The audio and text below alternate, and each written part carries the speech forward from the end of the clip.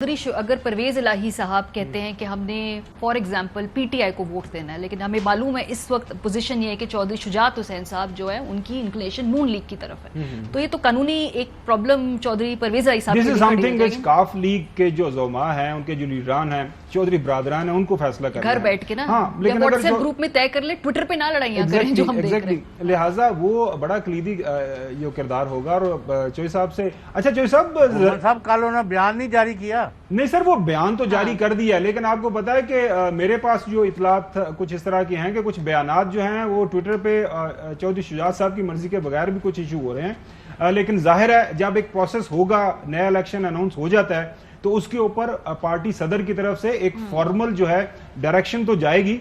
लेकिन जो इतलात आ रही हैं कि खासतौर पर जरदारी साहब काफी ज्यादा लाहौर के अंदर मौजूद हैं, चौधरी बरादरान के साथ उनकी मुलाकातें, आपको पता है चौधरी शुजात साहब से उनकी मुलाकात हुई भी है, और परवेज इलाही साहब भी जो बात करते हैं वो कहते हैं कि हमारे अच्छे ताल्लुकात हैं जरदारी साहब से। तो ये ना हो कि एट द 11th आवर वहां से हमें कोई नया जो उनके सरप्राइज मिल जाए, उनके हेड से कोई नया कबूतर हमें देखने को मिल जाए। नहीं गोमन साहब, वो मारिया वो आप भी एक इग्नोर कर रहे हैं ना कि परवेज इलाही ही पार्लिमानी लीडर है पंजाब में और पार्टी की सरबराह भी है। पहले उनको हटाएंगे, फिर बंदों को कहेंगे उनको वोट ना पड़ डालो। ये मतलब है, ये सर आइन और कानून के मुताबिक जो पार्टी लीडर है, जो पार्टी लीडर आपने जिसका नाम जमा करवाया हुआ इलेक्शन कमीशन के सामने रजिस्टर्ड है जिसके नाम से, तो वो कोई भी फैसला कर सकते हैं मेरे ख्याल में। इसमें अभी ये कार्ड जो है वो चौधरी शुजात हुसैन साहब के हाथ में, कानूनी जो कार्ड है ना फिलहाल तो उनके हाथ। अगर वो फैसला नून लीग के हक में दे देते हैं, शेर दे नाल हो या मेरे नाल, मैं अस्सी ते समझने की कोशिश कर रहे हैं, मतलब फिर तो कहानी खत्म हो जाएगी ना। अगर यानी एक नया शोशा आपने छोड़ दिया जो मेज पर है ही नहीं। अच्छा नहीं है मेज पे, चले ठीक है, मैंने कहा एहतियातन पूछ लूं फिर भी। चले जरदारी साहब के वाले से तो है ना, चौधरी साहब वो लाहौर भी आए, मीटिंग्स भी उन्होंने की, क्या बातचीत हो रही है, वो किससे मिल रहे हैं, क्या बातें तय हो रही हैं, कुछ खबर दें हमें। वो अपना मैं लफ्ज नहीं मैं यूज करना चाहता, कर दें सर। वो पेमरा के नोटिस का ख्याल रखे, पेमरा के नोटिस का ख्याल रखे, वो अपना सियासी लोच तलन के चक्कर। अच्छा अच्छा अच्छा, कि ये इस तरह करते हैं कि शुजात और परवेज इकट्ठे हो जाएं और परवेज स्पीकर रहें और हमजा वज़ीर आला रहें और उधर आधे आधे बंदे शामिल कर लें और हम जो है इस तरह घेरा डाल के नून लीग को यहाँ से बेबस करके 25-30 सीटें उनसे लें कौमी असम्बली की और गलियाँ सुंजियाँ करके बिलावल वज़ीर आज़म बनवाइए अगले इलेक्शन से। जो वर्किंग ऑन ये अगले इलेक्शन की बात हो रही है, अभी मौजूदा से कोई इसका ताल्लुक नहीं है, जो ये असेंबली में पंजाब असेंबली उसी का ताल्लुक है ना। अच्छा अच्छा अच्छा, जो मेरे पास इंफॉर्मेशन है ना, मेरी कुछ पीपल्स पार्टी के लोगों से बात हुई है चौधरी साहब, अब ये जो टाइटैनिक है जिसका नाम पीडीएम है, आपको पता है कि इसको बनाने में, इसको चलाने में जरदारी साहब का किरदार है। अगर आपने टाइटैनिक मूवी देखी है, जो कैप्टन ऑफ द शिप है वो जरदारी साहब हैं, तो वो अभी तक आइसबर्ग से बच बचा के इस टाइटैनिक को ना आगे ले जाने की कोशिश कर रहे हैं।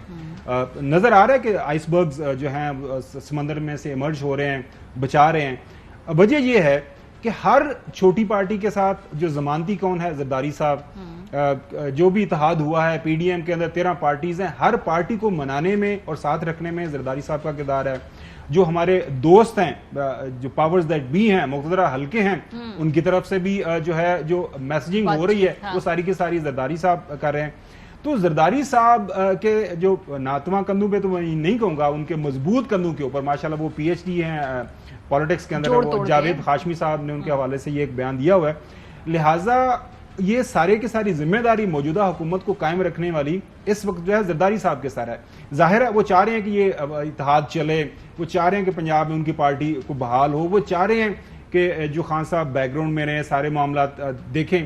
लेकिन वही है ना कि आइसबर्ग जो है ना वो काफी ज्यादा तादाद में टाइटैनिक जो जहाज है उसके सामने जो ओरिजिनल टाइटैनिक था ना, उसमें जो कप्तान था ना, वो जब टाइटैनिक डूबा तो वो साथ ही डूब गया था। लेकिन इस केस में ना पीपल्स पार्टी या जरदारी साहब का कोई इतना कोलैटरल डैमेज नहीं है। मेरी ऑब्जर्वेशन ये है, नून लीग का ज्यादा डैमेज होगा। देखिए इस वक्त बाप से लेके पीके मैप से लेके हर वो जो जितनी भी पार्टीज इस वक्त पीडीएम का हिस्सा है, तमाम के जमानती जो हैं जरदारी साहब हैं। तो जरदारी साहब अगर ये जहाज डूबता है, जो कि लग रहा है, जो हालात वाकयात बन रहे हैं, तो मेरी जो असेसमेंट है वो हमारे पंजाबी के अंदर कहावत है ना कि जो सियाना कवा होता है इवेंचुअली जो कहते हैं कि उससे बड़ी फेडरल मिस्टेक हो जाती है।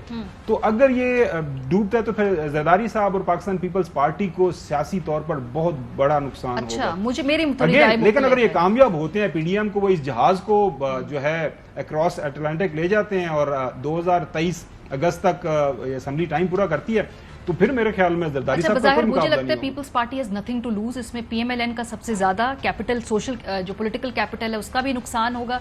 सिंध पीपल्स पार्टी का इंटैक्ट रहेगा। विफाक में अगर वो आना चाहते हैं वो ना। साहब अगर ये जरदारी साहब मौजूदा हुकूमत को अगले साल तक मतलब असेंबलियों का टाइम पूरा करवा लेते हैं, तो आप नहीं समझते जरदारी साहब तो एक बहुत बड़े इसमें कामयाब सियासतदान बनकर निकलेंगे? लेकिन ये है कि फिर यही कराना है ना, जिस बुरी तरह ये जलीलो ख्वार हो रहे हैं और ग्राफ नीचे की तरफ जा रहा है, तो आगे पल्ले क्या रहना है? इनको तो उम्मीदवार नहीं मिल रहे। कल ये जो बातें कर रहे थे पीटीआई की कि उनके उम्मीदवार नहीं मिल रहे हैं और लोग टिकट के वादे पर लोग इधर आ गए हैं। अब उधर इनके 30-40 बंदे पीटीआई से राब्ते में है कि जी आपने देखा कि ये बाई